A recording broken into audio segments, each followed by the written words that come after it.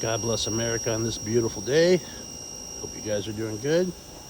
Today is the day we are replacing the strut on the 2000 Grand Am GT Coupe.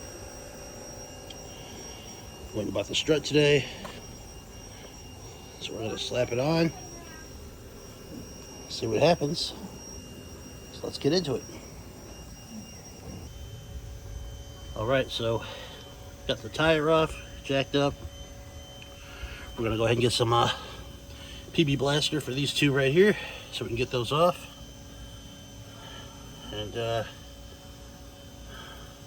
we'll open up the hood, get this strut out of here and get it replaced.